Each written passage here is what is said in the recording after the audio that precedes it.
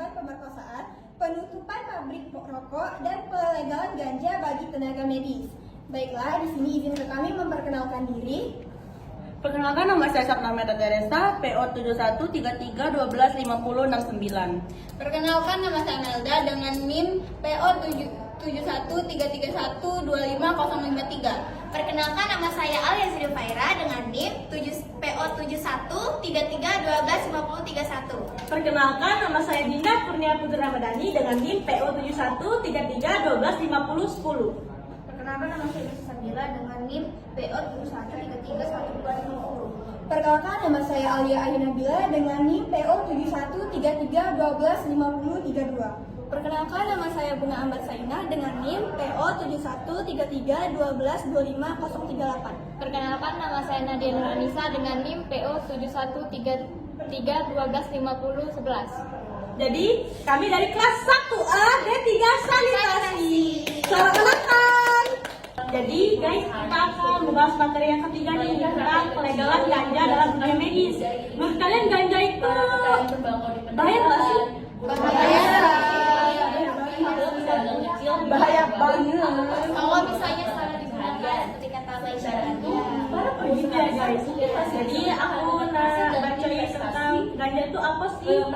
Ganja atau cannabis adalah tanaman yang memiliki kandungan utama berupa senyawa kimia yang disebut cannabinoid di antara tetrahidrocannabinol atau THC dan cannabidiol (CBCD). THC adalah zat yang menimbulkan efek psikoaktif yang membuat pengguna merasa fresh atau tebal guys. Ya, sedangkan CBD itu lebih banyak digunakan dalam penggunaan pengobatan karena tidak menimbulkan efek mabuk. Dalam dunia medis, ganja telah diteliti dan digunakan untuk membantu meredakan berbagai keluhan kesehatan. Beberapa manfaat medis yang paling banyak dibuktikan adalah untuk mengurangi rasa nyeri kronis. Meski demikian, penggunaan ganja medis tidak bisa dilakukan sembarangan. Dosis secara pemberiannya dan jenis ekstrak yang digunakan harus diatur dengan ketat agar aman bagi pasien. Penggunaan ganja tanpa pengawasan medis bisa menimbulkan efek samping seperti gangguan konsentrasi, kecemasan, gangguan tidur, hingga resiko ketergantungan. Oh gitu. Ya guys, gitu. Serem juga ya. Iya. Oleh karena itu, di banyak negara ganja medis dilegalkan dengan regulasi yang sangat ketat. Dokter hanya meresepkannya dalam kondisi tertentu. Biasanya ketika pengobatan lain tidak lagi efektif. Hal ini menunjukkan bahwa ganja memang memiliki potensi besar dalam dunia medis. Tetapi tetap harus digunakan dengan penuh kehati-hatian agar resikonya manfaatnya lebih besar daripada resikonya. Nah guys, di sini ada negara-negara yang sudah melegalkan ganja dari dunia medis. Di situ ada negara Eropa dan Mediterania, yaitu Jerman melegalkan ganja medis dan mengimporkan produk. Program juga memperbolehkan kepemilikan dalam batas tertentu. Ceko, ganja medis legal sejak 2013 dengan regulasi ketat. Kroasia medis telah melegalkan sejak 2015. Sejak April 2025 juga melegalkan produksi lokal guys. Menjalankan program percobaan ganja medis sejak tahun 2018. Guys, satu Yunani medis telah dilegalkan sejak Maret 2018. Irlandia, penggunaan medis dipertimbangkan melalui skema pilot untuk memerlukan persetujuan khusus. Karena pilot kan kalian tahu ya, pilot tuh kayak dapat pilot kalau dia kata bahaya kan.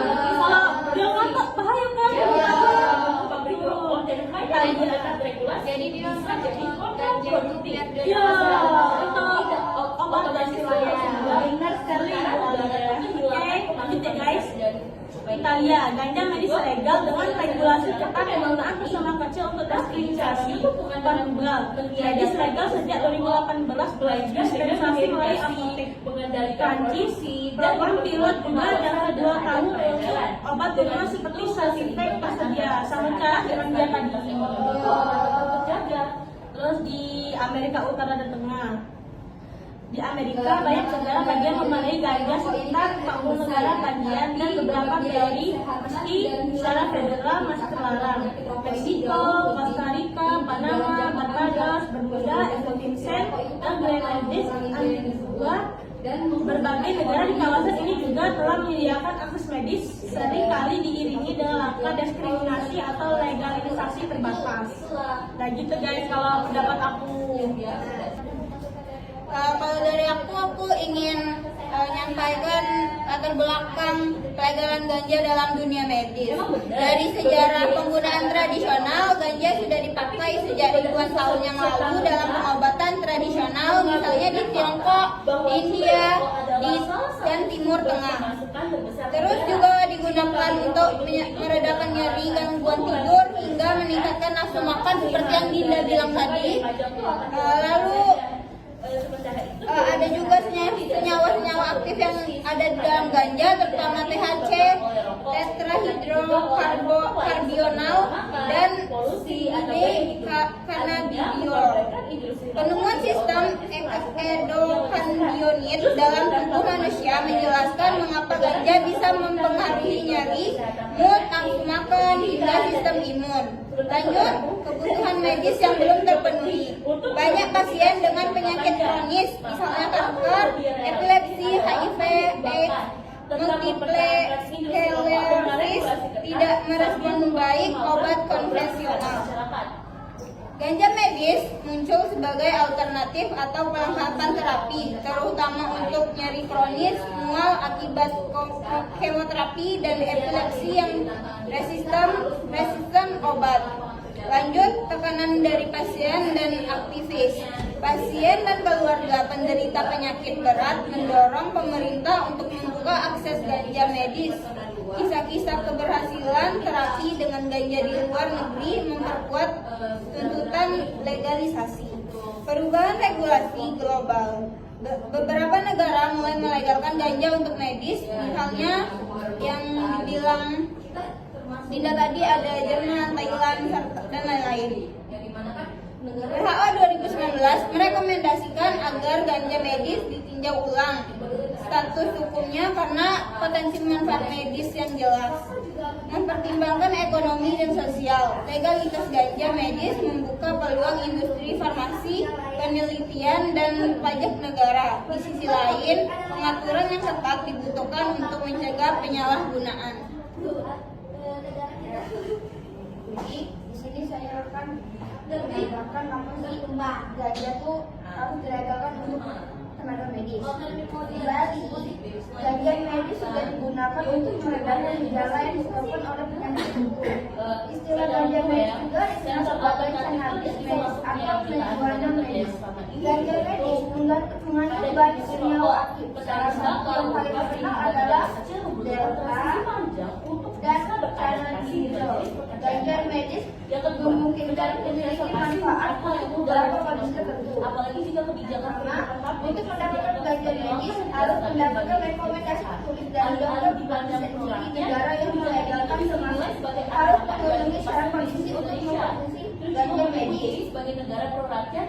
Manfaat ganja medis untuk mengobati jenis penyakit itu ada beberapa, yaitu penyakit Alzheimer, penyakit sklerosis, kamera, amyotrophis, yang ketiga ada HIV, yang keempat ada penyakit Crohn, yang kelima ada epilepsi, yang keenam ada glaukoma, yang ke-7 ada hemiplegia, yang ke-8 ada sakit parah, dan yang terakhir ada mual atau muntah parah yang disebabkan oleh pengobatan kanker. Gitu ya Bu. Iya. Selain tahu ganja medis untuk penyakit apa, masyarakat juga perlu mengetahui sejumlah efek samping yang mungkin bisa dialami.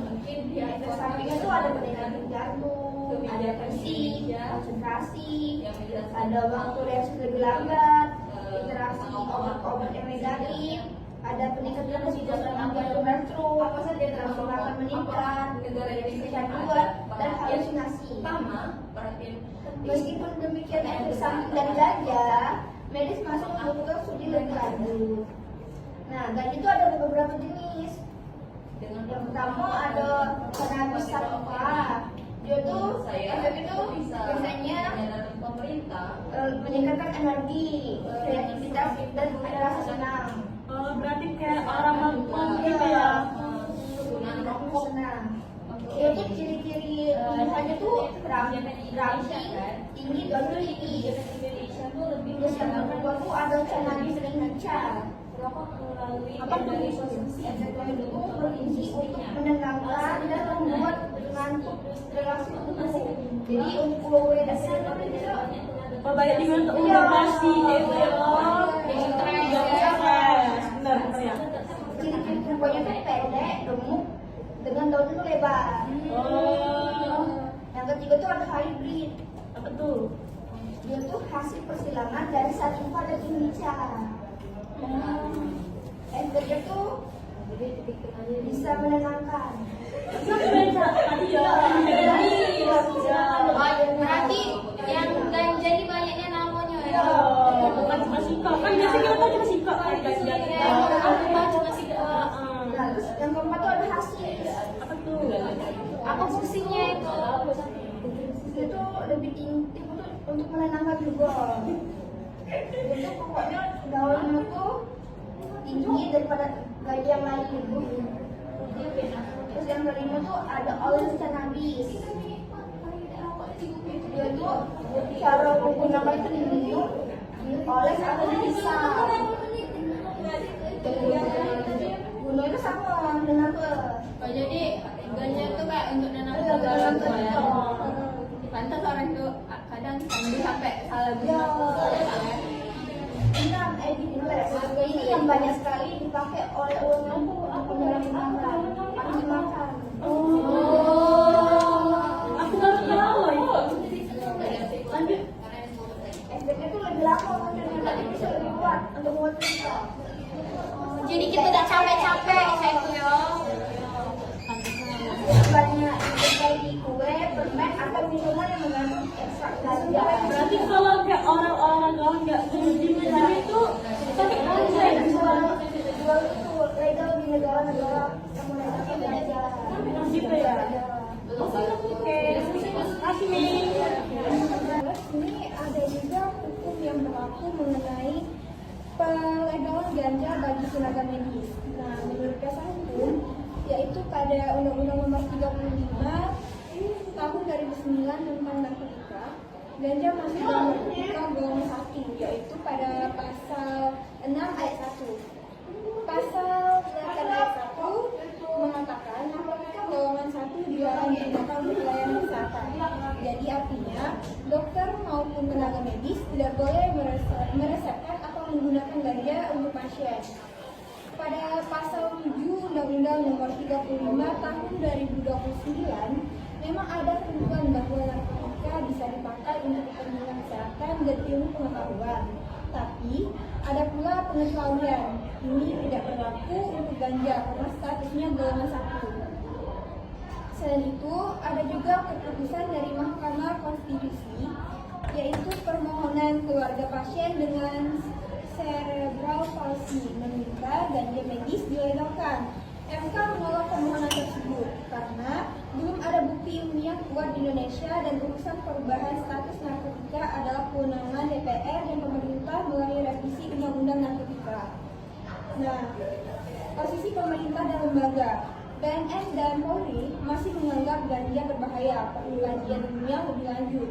Sedangkan Kemenkes dan BPOM sampai sekarang belum mengeluarkan rekomendasi legalisasi ganja medis. DPR sendiri sedang membahas sebelumnya revisi Undang-Undang Narkotika, termasuk isu ganja medis, tapi belum ada keputusan finalnya. Jadi kesimpulannya, belum ada pelegalan ganja medis di Indonesia. Tenaga medis tidak memiliki hukum untuk menggunakan atau meresepkan ganja. Agar bisa legal, perlu revisi Undang-Undang Nomor 35 Tahun 2009 ini atau aturan baru yang pemerintah berdasarkan bukti ilmiah dan rekomendasi kesehatan.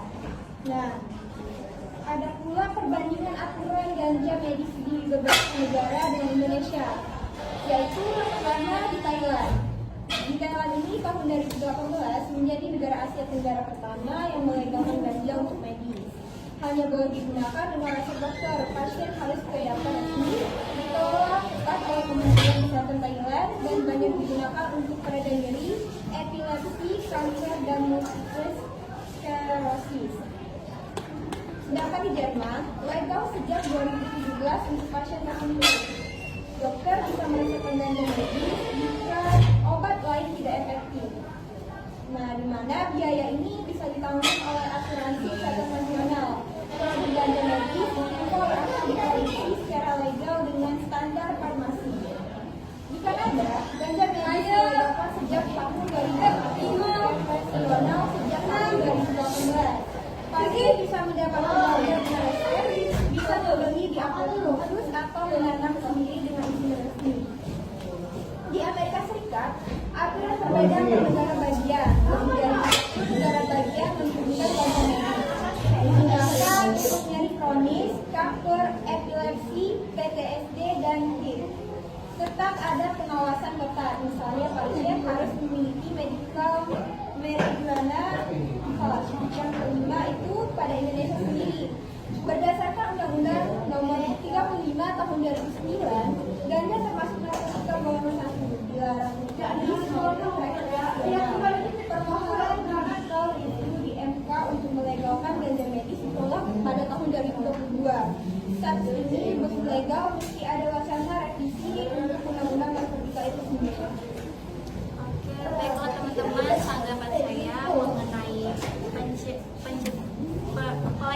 pelegalan ganja dalam media medis itu berdampak pada otak dan fungsi kognitif. Otak anak muda, remaja atau dewasa muda masih berkembang hingga usia sekitar 25 tahun. Pada masa ini, bagian prefrontal cortex yang mengatur pengambilan keputusan, perencanaan kontrol diri, dan penilaian risiko belum sepenuhnya matang.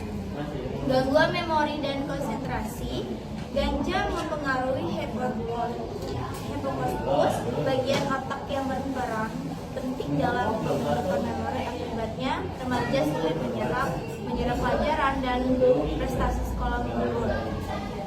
Lembaga berpikir, studi menunjukkan penggunaan ganja muda sering kesulitan memproses informasi dan membuat keputusan cepat. Dampak jangka panjangnya, jika digunakan rutin, bisa terjadi penurunan IQ permanen dan gangguan fungsi kognitif meski sudah berhenti menggunakan. Kedua, dampak pada kesehatan mental. Anak muda lebih rentan terhadap gangguan psikologis karena kondisi emosional mereka masih labil. Kecemasan dan depresi, ganja dapat memperburuk gejala depresi atau memicu serangan panik. Gangguan psikotik, bagi yang punya riwayat keluarga skizofrenia atau gangguan bipolar, ganja dapat mempercepat munculnya gejala. Motivasi menurun, ada istilah anopasional syndrome, penggunaan kehilangan minat untuk belajar, bekerja atau mengejar tujuan hidup. Ketiga, dampak pada kesehatan fisik, gangguan pernapasan. Bila dihisap seperti rokok, asap ganja bisa merusak paru-paru, menyebabkan batuk kronis dan bronkitis, bahkan meningkatkan risiko kanker. Koordinasi motorik menurun, anak muda jadi lebih ceroboh, mudah mengalami kecelakaan misalnya saat berkendara. Ketergantungan fisik, penggunaan rutin dapat menyebabkan withdrawal seperti sulit tidur, mudah marah, nafsu makan yang turun. Keempat, dampak sosial dan pendidikan. Prestasi akademik merosot, sulit fokus, dan belajar menyebabkan nilai turun, bahkan bisa berujung putus sekolah. Dan hubungan sosial terganggu, anak muda bisa menarik diri dari keluarga, memilih bergaul dengan sesama pengguna, atau terlibat konflik. Dan dampak kelima, dampak jangka panjang. Ketergantungan psikologis, anak muda merasa tidak bisa rileks atau tidur tanpa ganja. Keenam, alasan anak muda rentan, rasa ingin tahu yang tinggi, mudah berpengaruh, teman sebaya, belum matang dalam mengendalikan emosi dan mengambil keputusan, menganggap ganja itu aman karena ada isu legalisasi di beberapa negara, padahal risiko bagi remaja lebih besar dibanding orang dewasa. Oke, berarti dari pendapat Alia Ayu sama Alia Azam itu pancak istimewa. Kalau ganja itu tuh sebenarnya boleh, tapi untuk kesehatan atau dalam pendampingan dokter juga. Iya. Tapi banyak Dan pengawasan dokter atau orang-orang yang medis lah ya. Tapi banyak anak muda nih menyalahgunakan dalam untuk daping lah atau penenang tidur kayak gitu. biar kelihatan keren. Ya kelihatan keren.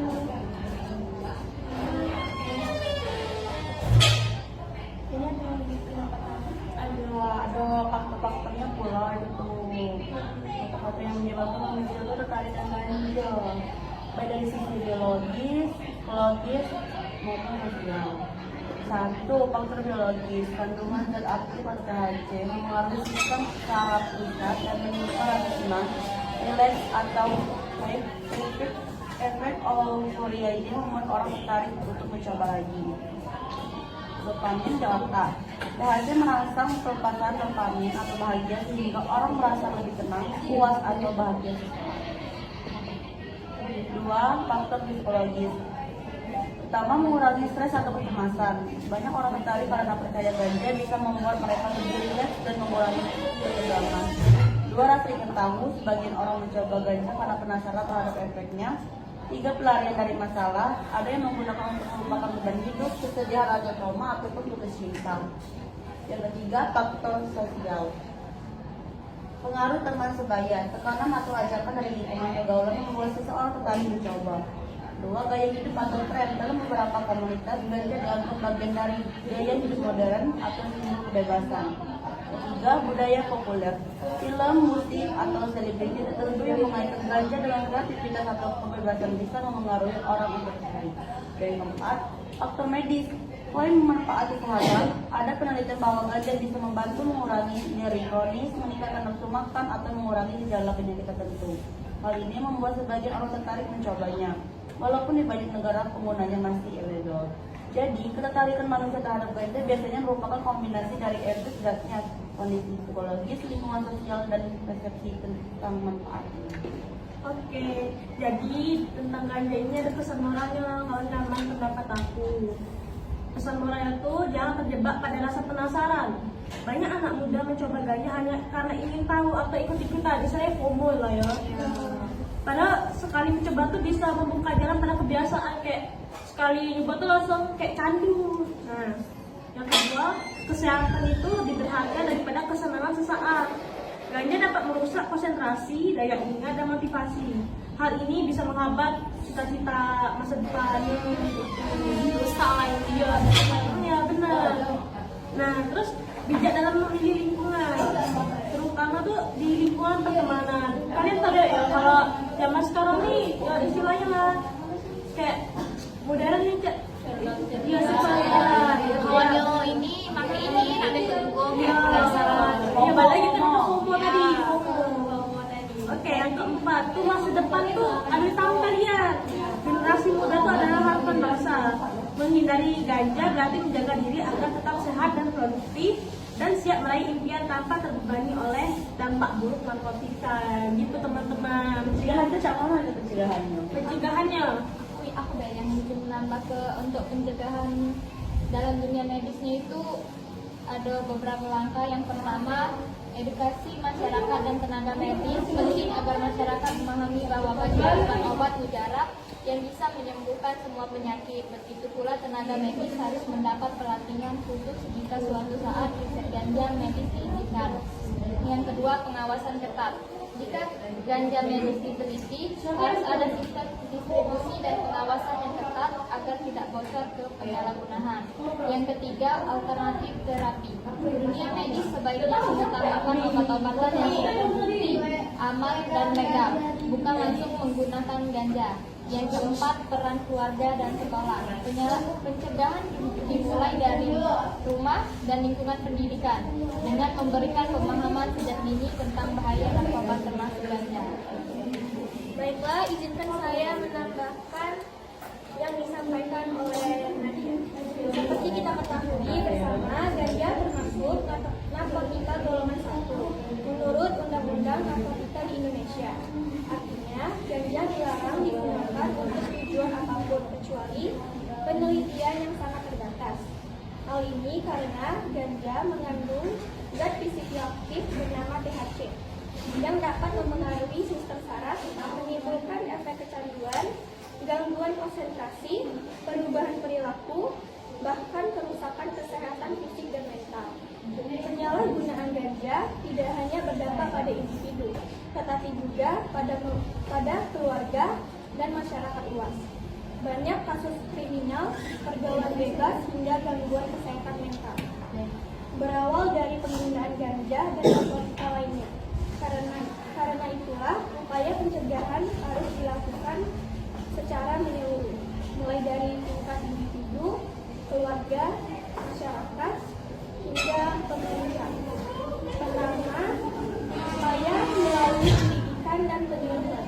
Masyarakat harus diberikan pemahaman yang benar tentang bahaya ganja. Pendidikan ini bisa dilakukan di sekolah, kampus, maupun lingkungan masyarakat. Misalnya melalui seminar, pelatihan, dan kampanye anti narkoba di media sosial. Dengan edukasi yang baik, diharapkan generasi muda memahami resiko besar dari penyalahgunaan ganja, sehingga tidak mudah tergoda untuk mencoba. Kedua, penguatan peran keluarga. Keluarga adalah benteng pertama dan utama dalam mencegah penyalahgunaan narkotika. Orang tua harus memberikan perhatian kasih sayang sekaligus pengawas yang cukup kepada anak-anaknya. Komunikasi yang terbuka antara orang tua dan anak dapat mencegah anak mencari pelarian melalui hal-hal negatif seperti narkoba.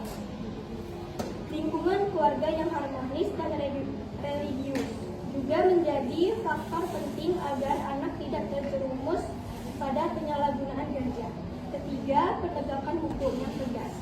Pemerintah melalui aparat penegak hukum wajib mengawasi peredaran ganja. Penindakan tidak hanya diarahkan kepada pengguna, tetapi juga kepada pengedar dan jaringan perdagangannya. Hukum yang tegas diharapkan memberi efek jerah. Selain itu, regulasi juga harus jelas agar tidak ada celah hukum yang bisa dimanfaatkan oleh pihak-pihak tertentu untuk mengedarkan ganja secara ilegal. Keempat, menyediakan kegiatan positif bagi generasi muda. Banyak kasus penyalahgunaan ganja terjadi karena anak muda kurang memiliki aktivitas yang sehat. Dengan adanya wadah kegiatan positif seperti olahraga, seni, organisasi, kewirausahaan, atau kegiatan sosial, energi anak muda bisa diarahkan ke hal bermanfaat. Jika anak muda aktif dan produktif, mereka tidak akan mudah tergoda untuk mencoba ganja. Kelima, pelayanan rehabilitas bagi pecandu.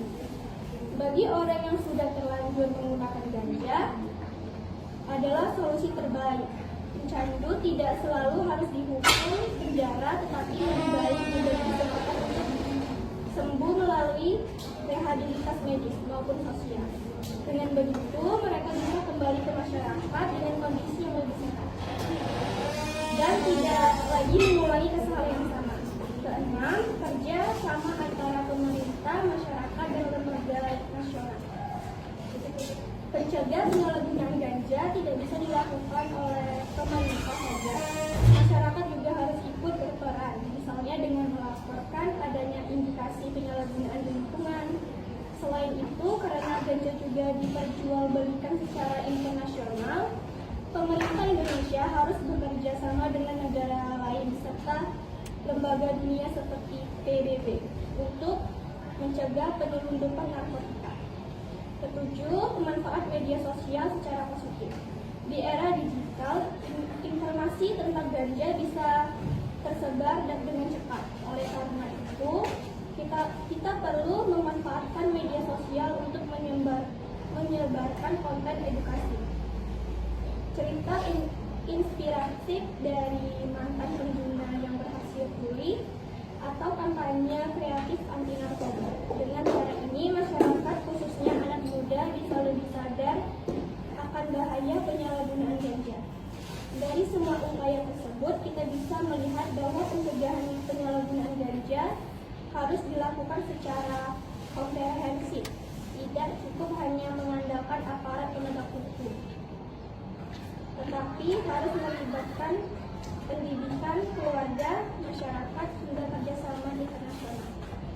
Sebagai kesimpulannya, upaya untuk tidak menyalahgunakan ganja antara lain melalui pendidikan dan penyuluhan penggunaan keluarga, penegakan hukum, penyediaan kegiatan positif, pelayanan rehabilitas, kerjasama lintas sektor, dan pemanfaat media sosial. Jika semua pihak bekerja sama, maka penyalahgunaan ganja dapat ditekan dan generasi muda bisa tumbuh menjadi generasi yang sehat, cerdas, dan produktif. Oke? Nah, berarti daripada kita pakai ganja, lebih baik kita nyari kegiatan yang positif gitu. Nah, terus ada kan yang tadi ngomong kalau ganja tuh dipakai untuk menenangin diri. Kalau menurut aku tuh kalau menenangin diri lebih baik ke psikolog, ke kawan gitu kan. Karaokean itu, healing. Pokoknya yang bisa ngilangin stres gitu. Oke. Kami akan membahas tentang aborsi bagi korban pemerkosaan. Kehidupan seorang perempuan yang dipaksa melanjutkan kehamilan akibat pemerkosaan bisa dipenuhi rasa tertekan, stres, bahkan gangguan mental yang berkepanjangan. Hak korban untuk mendapatkan kehidupan yang layak dan sehat tidak boleh diabaikan.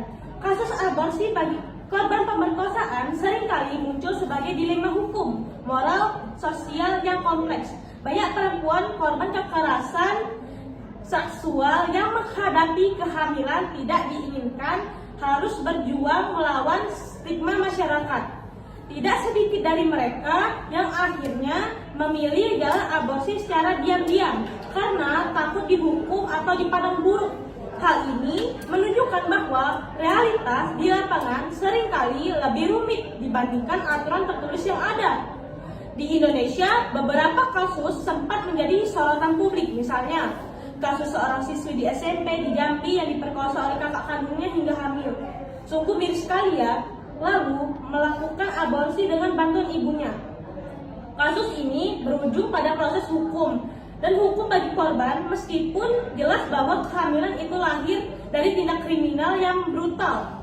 Kasus seperti ini memperlihatkan masih adanya ketidakadilan dalam perlindungan terhadap korban pemerkosaan. Di sisi lain, ada pula korban yang mendapatkan izin melakukan aborsi sesuai aturan hukum, terutama bila usia kehamilan masih di bawah batas waktu yang ditetapkan. Namun, akses untuk mendapatkan layanan tersebut seringkali sulit karena keterbatasan fasilitas, minimnya tenaga medis yang siap membantu, serta adanya penolakan dari keluarga atau masyarakat. Akibatnya banyak korban tidak memperoleh pendampingan yang memadai baik secara medis maupun psikologis. Kasus-kasus ini menunjukkan bahwa aborsi bagi korban pemerkosaan bukan sekedar persoalan isu individu, tetapi juga mencerminkan bagaimana hukum, budaya, dan nilai kemanusiaan diterapkan dalam masyarakat. Tanpa adanya kebijakan yang lebih berpihak pada korban dan tanpa dukungan yang manusiawi, banyak perempuan yang akan terus terjebak dalam penderitaan ganda, menjadi korban kekerasan sekaligus korban sistem. Oleh karena itu, penting bagi masyarakat dan negara untuk memberi ruang yang adil, aman, dan penuh empati bagi korban untuk menentukan pilihannya. Baik, saya sangat setuju dengan pendapat Anda. Aborsi akibat perkosaan adalah kondisi yang dapat ditoleransi oleh hukum di Indonesia, dengan beberapa syarat diantaranya adalah usia kehamilan tidak lebih dari 40 hari sejak hari pertamanya terakhir dan telah melalui proses konseling yang komprehensif. Ketersediaan layanan aborsi yang aman dan legal bagi korban kekerasan seksual masih menjadi tantangan besar karena belum semua daerah memiliki layanan yang dapat diakses dengan mudah. Sebelum aborsi, korban wajib melalui proses konseling untuk memastikan keputusan yang diambil adalah objektif dan tepat. Tindakan aborsi hanya boleh dilakukan oleh tenaga medis yang terlatih dan memiliki kompetensi untuk memberikan layanan tersebut. Aborsi menjadi isu yang sensitif dan sering menimbulkan pro kontra di masyarakat yang dapat mempengaruhi kesediaan layanan. Ketersediaan layanan aborsi yang aman dan legal masih terbatas dan belum mudah diakses oleh korban di berbagai daerah. Pelatihan tenaga medis dan persiapan fasilitas kesehatan yang memenuhi syarat untuk pelayanan aborsi bagi korban perkosaan masih perlu ditingkatkan. Kehamilan akibat perkosaan dapat memperparah trauma dan penderitaan mental korban, sehingga aborsi dapat menjadi salah satu pilihan untuk memulihkan kondisi korban. Negara berkewajiban untuk menyediakan layanan aborsi yang aman dan legal sebagai bagian dari pemenuhan hak kesehatan reproduksi bagi perempuan korban kekerasan seksual. Jika Anda melakukan aborsi medis, Anda mungkin mengalami efek samping seperti mual dan diare. Efek samping ini biasanya berhenti dalam 3 hari. Pendarahan biasanya lebih banyak setelah aborsi medis dibandingkan aborsi bedah. Pendarahan seharusnya berkurang setiap hari. Oke, baiklah, terima kasih atas penjelasannya. Di sini saya akan menjelaskan dampak negatif aborsi bagi korban pemerkosaan. Dampaknya tuh banyak, ada psikologis, ada sosial, dan moral spiritual. Dampak psikologisnya, korban pemerkosaan umumnya mengalami trauma mendalam dan aborsi dapat menambah beban psikologis untuk beberapa dampak yang mungkin muncul. Adanya rasa bersalah dan penyesalan, trauma berlapis, depresi, gangguan kecemasan, PTSD, dan gangguan identitas diri. Dan dampak fisiknya, dampak fisik sangat tergantung pada metode aborsi, usia kehamilan, serta kualitas layanan kesehatan yang tersedia, seperti kompleksi medis, masalah kesuburan, efek samping jangka pendek, dan resiko aborsi tidak aman. Dan dampak sosialnya, korban pemerkosaan sudah rentan mendapat stigma, dan aborsi dapat menambah tekanan sosial, stigma ganda, konflik keluarga, isolasi sosial, dan diskriminasi. Dan menurut saya dampak spiritualnya atau moral bagi individu yang taat pada nilai agama, aborsi sering dianggap dosa besar. Hal ini dapat memicu konflik batin yang berat, perasaan berdosa, krisis iman, dan kehilangan makna hidup. Dan dampak jangka panjangnya, selain dampak langsung, aborsi akibat pemerkosaan dapat menimbulkan efek yang berlangsung lama, yaitu kesulitan membangun hubungan, rasa kehilangan keberlanjutan, kesehatan reproduksi terancam, dan trauma intergenerasional. Kesimpulannya dari ini, aborsi bagi korban pemerkosaan memang sering diperdebatkan. Di suatu sisi, ia dapat menghindarkan korban dari trauma tambahan karena harus mengandung anak hasil pemerkosaan. Namun di sisi lain, aborsi juga berpotensi menimbulkan dampak negatif dan yang signifikan secara psikologis, fisik, sosial, moral, maupun jangka panjang. Oleh karena itu, keputusan mengenai aborsi sebaiknya didampingi oleh tenaga medis, psikolog, dan konselor, dilakukan dengan mempertimbangkan kesehatan fisik dan mental korban, memperhatikan dukungan sosial, serta keyakinan spiritual korban. Adapun kasus aborsi ini udah banyak di wilayah mana aja? Ada di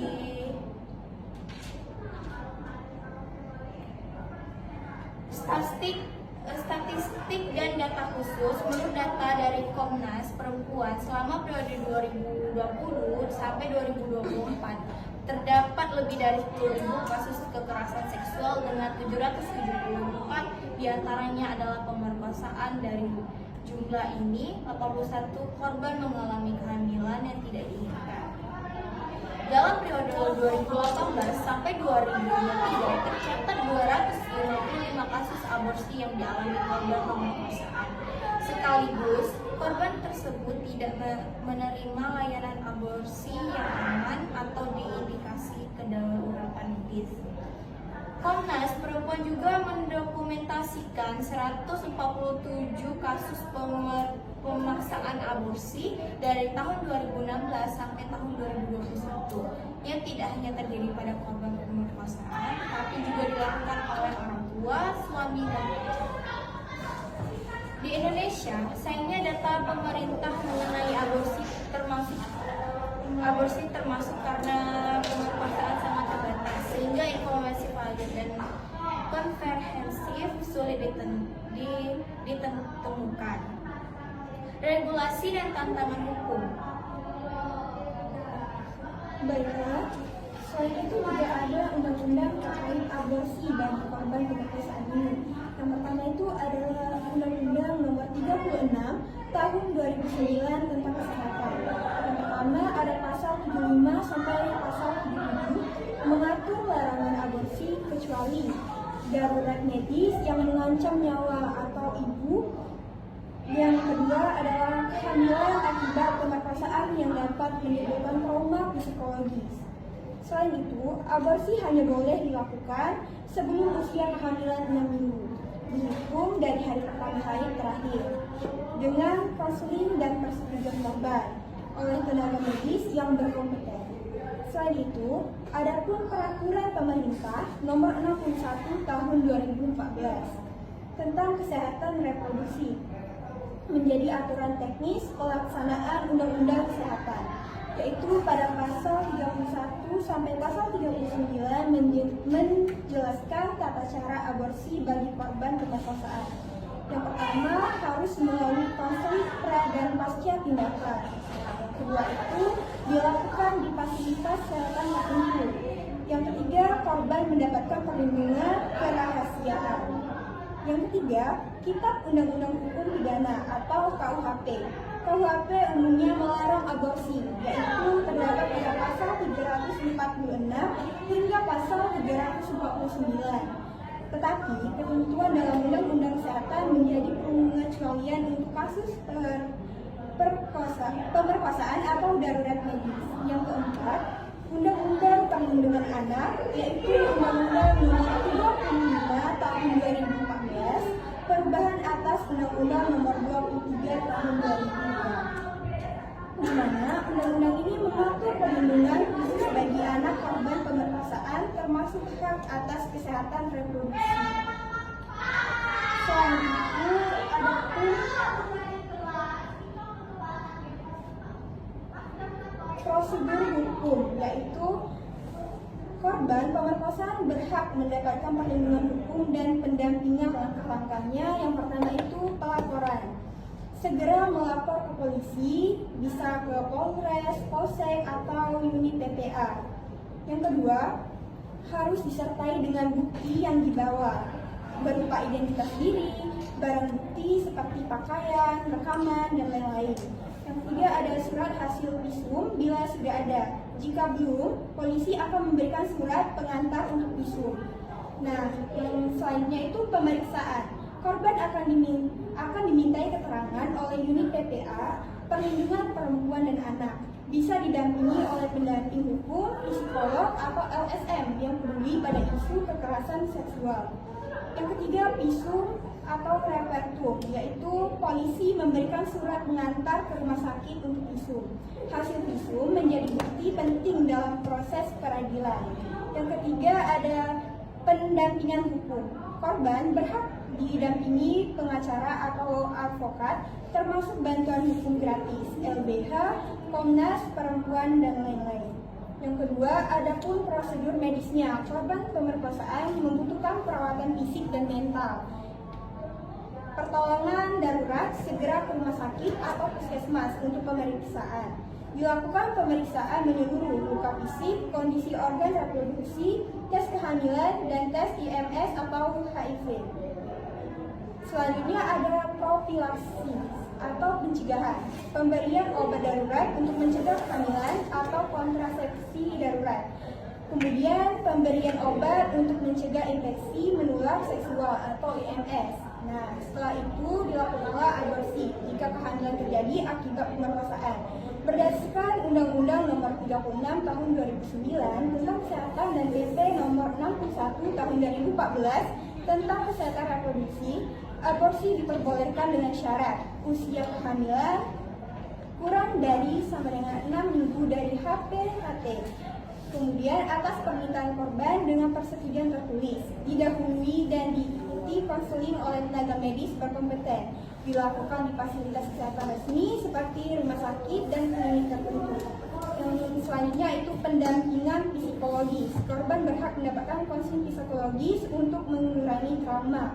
Bisa melalui layanan rumah sakit, psikolog independen, atau lembaga layanan korban kekerasan seksual. Adapun lembaga yang bisa dihubungi yaitu ada Polri, unit PPA atau pelayanan perempuan dan anak. Kemudian ada RS rujukan, rumah sakit besar biasanya punya layanan untuk korban kekerasan seksual. Ada Komnas Perempuan dan P2TP2A, Pusat Pelayanan Terpadu Pemberdayaan Perempuan dan Anak di setiap provinsi atau kabupaten. Kemudian ada LBH atau LSM yang fokus pada pendampingan korban kekerasan seksual. Baiklah, di sini kami akan membahas kasus penutupan pabrik rokok. Yang pertama, pengertian. Kasus penutup pabrik rokok adalah peristiwa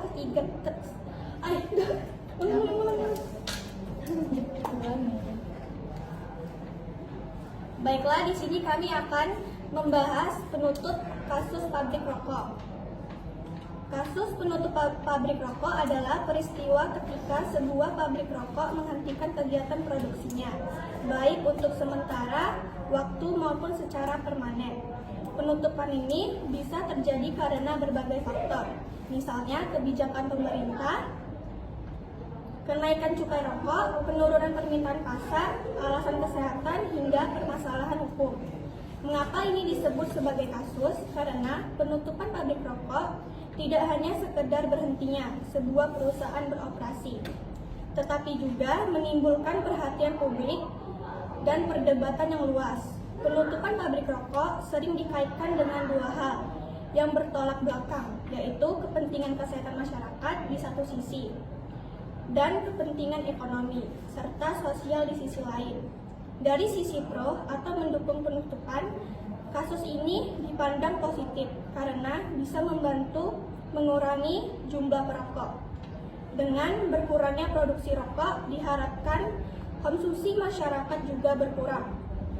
Hal ini mendukung program pemerintahan dalam menekan angka penyakit berbahaya yang disebabkan oleh rokok, seperti kanker paru-paru, jantung, dan stroke. Selain itu, penutupan pabrik rokok juga dapat dilihat sebagai langkah tegas pemerintahan untuk melindungi kesehatan generasi muda dari bahaya kecanduan nikotin. Namun dari sisi kontra atau menolak penutupan, kasus ini dianggap merugikan. Penutupan pabrik rokok, ribuan buruh kehilangan pekerjaan. Petani tembakau tidak bisa menjual hasil panennya. Pedagang kecil kehilangan konsumen dan ekonomi daerah bisa tercurang. Selain itu, negara juga kehilangan pemasukan dari cukai rokok yang berjumlah sangat besar. Padahal dana tersebut selama ini juga digunakan untuk membiayai pembangunan dan program kesehatan. Contoh nyatanya sering dijadikan bahan diskusi adalah penutupan dua pabrik rokok milik PT HM Sampuerna di Jember dan Lumajang pada tahun 2014. Akibat penutupan itu sekitar 4.900 buruh terkena PHK. Di satu sisi, penutupan itu dianggap sejalan dengan tren menurunnya konsumsi rokok dan meningkatnya kesadaran kesehatan masyarakat. Tapi, sisi lain, ribuan keluarga kehilangan mata pencariannya. Jadi, pengertian kasus penutupan pabrik rokok bukan hanya berarti pabrik berhenti berproduksi, melainkan juga sebuah peristiwa yang menimbulkan dampak besar dan memunculkan perdebatan pro dan kontra. Diskusi mengenai ini selain menarik karena melibatkan dua kepentingan besar, kesehatan masyarakat dan keberlangsungan ekonomi. Baik, saya akan melanjutkan materi tentang penutupan pabrik rokok. Yang pertama itu adalah latar belakang. Rokok merupakan salah satu produk yang berdampak negatif pada kesehatan, menyebabkan penyakit seperti kanker, jantung, stroke, hingga gangguan pernapasan. Yang kedua, Indonesia juga termasuk negara dengan jumlah perokok terbanyak di dunia. Yang ketiga, pemerintah menghadapi dilema antara melindungi kesehatan masyarakat dan menjaga keberlangsungan ekonomi yang bergantung pada industri rokok. Yang kedua, dasar hukum. Undang-Undang Nomor 36 Tahun 2009 tentang Kesehatan, Pasal 113 sampai 115 mengatur pengendalian dampak tembakau. Yang kedua, Peraturan Pemerintah Nomor 109 Tahun 2012 mengatur pengamanan bahan yang mengandung zat adiktif berupa produk tembakau. Yang ketiga, ada Undang-Undang Cipta Kerja dan Aturan Ketenagakerjaan, yaitu mengatur hak pekerja jika terjadi PHK, termasuk akibat penutupan pabrik. Yang keempat, belum ada aturan yang secara spesifik menyebut penutupan pabrik rokok, namun regulasi kesehatan mendorong pembatasan produksi dan distribusi. Ada juga solusi dan alternatif. Yang pertama, diversifikasi usaha, yaitu pemerintah perlu menyiapkan program alih usaha bagi petani tembakau, misalnya ketanaman hortikultura. Yang kedua, ada pelatihan tenaga kerja, seperti pekerja pabrik dialihkan ke industri lain melalui program reskilling. Yang ketiga, pengembangan industri alternatif, misalnya industri farmasi, makanan, atau energi terbarukan. Yang keempat, ada pajak kesehatan mengganti cukai rokok dengan pajak dari industri lain. Lanjut ke aspek-aspek mengenai isu penutupan pabrik rokok. Mempunyai dampak luas dalam aspek bidang ekonomi, kesehatan, sosial, hingga politik.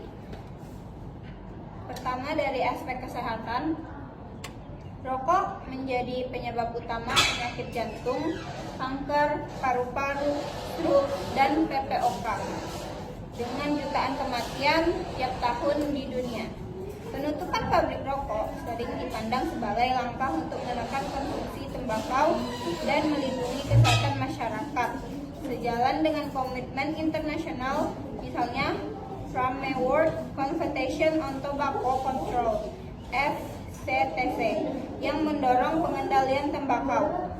Yang kedua, dalam aspek ekonomi, industri rokok di Indonesia menyerap jutaan pekerja, mulai dari buruh pabrik, petani tembakau, pekerja distribusi, hingga pedagang kecil. Penerimaan negara dari cukai rokok sangat besar, lebih dari 200 triliun per tahunnya. Penutupan pabrik akan berdampak pada banyak orang yang kehilangan pekerjaan, misalnya di PHK. Di sisi lain, biaya kesehatan bagi akibat perokok terkait rokok juga sangat tinggi, bahkan lebih besar dari penerimaan cukainya. Yang ketiga, dari aspek sosial, penutupan pabrik rokok berpotensi menimbulkan gejolak sosial karena banyak masyarakat yang bergantung pada industri ini. Akan ada resistensi dari... Guys, tolong dulu lah.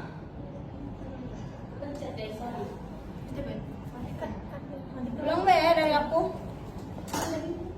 Yang kalau dibaca dari mana? Biar cepat. Iya.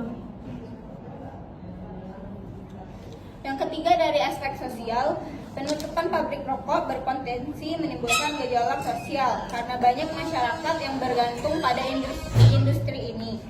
Akan ada resistensi baru dari serikat buruh, petani tembakau, hingga daerah penghasil tembakau.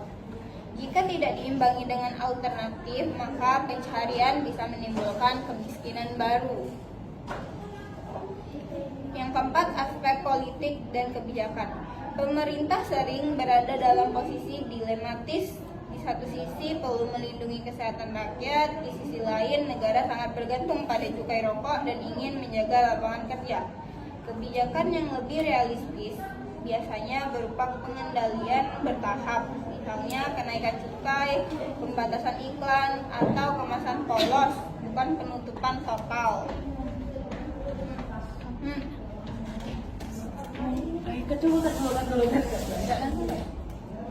Ya, lanjut untuk dampak positif dan negatifnya. Itu dampak positif seperti yang pertama, kesehatan masyarakat meningkat. Berkurangnya produksi rokok bisa mengurangi konsumsi masyarakat sehingga menurunkan angka penyakit terkait merokok seperti kanker paru, jantung, TBC, dan lain-lain.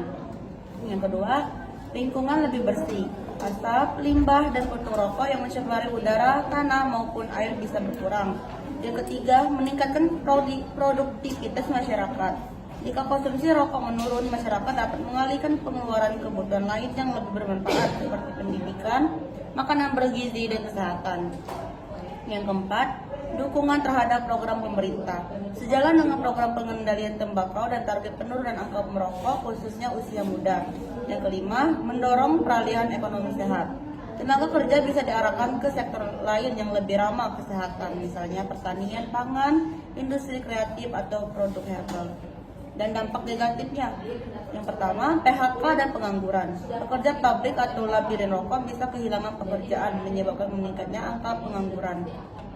Yang kedua, turunnya pendapatan daerah dan negara. Industri rokok menyumbang cukai besar bagi APBN dan PAD, pendapatan asli daerah. Penutupan dapat mengurangi pemasukan pajak. Yang ketiga, dampak sosial ekonomi. Petani tembakau dan cengkeh kehilangan pasar. Pedagang kecil yang menjual rokok bisa mengalami kerugian. Yang keempat, resistensi dari masyarakat dan industri. Penutupan bisa memicu protes dari pekerja, pengusaha maupun petani tembakau yang merasa dirugikan. Dan yang kelima, potensi rokok ilegal. Jika pasokan rokok ilegal berkurang, ada kemungkinan rokok ilegal tanpa cukai meningkat sehingga pengawasan harus lebih ketat. Jadi penutupan labirin rokok memiliki manfaat besar di bidang kesehatan, tetapi juga tantangan berat di bidang ekonomi dan sosial. Jadi saya ingin menambahkan yaitu mengenai batas usia merokok. Aturan mengenai batas usia merokok tidak secara langsung menyebutkan umur minimal boleh merokok, tetapi diatur melalui aturan penjualan dan distribusi rokok. Ada aturan di Indonesia yaitu peraturan pemerintah nomor 109 tahun 2012 melarang penjualan rokok kepada anak di bawah 18 tahun. Artinya secara hukum orang yang berusia kurang 18 tahun tidak boleh membeli atau menjadi sasaran iklan atau promosi rokok. Yang kedua, Undang-Undang Perlindungan Anak. Pada Undang-Undang nomor 35 tahun 2014, anak didefinisikan sebagai seseorang yang belum berusia 18 tahun.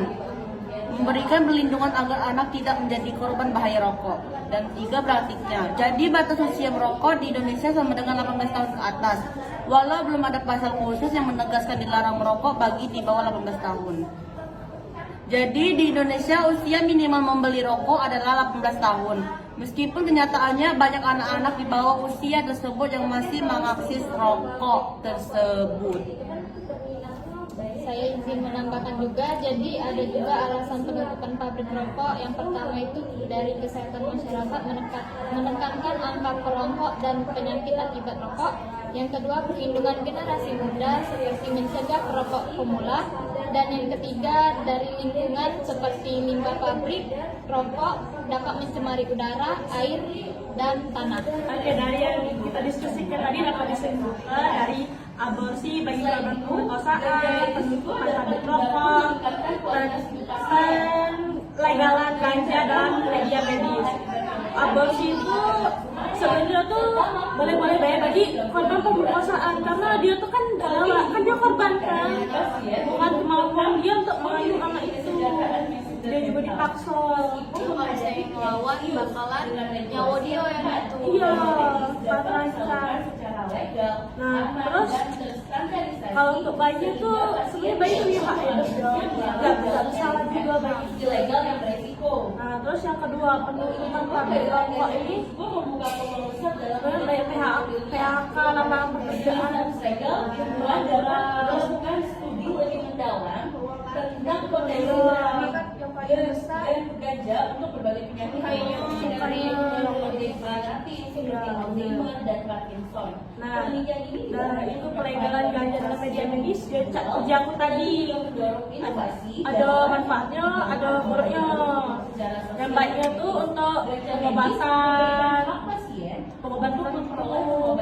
Nah, yang buruknya tadi yang orang-orang yang tidak bertanggung jawab kayak anak muda yang itu yang lingkungannya yang disebut itu ya istilah kurang baik lah ya. Oke, sekian diskusi kami pada hari ini. Kami akhiri. Wassalamualaikum.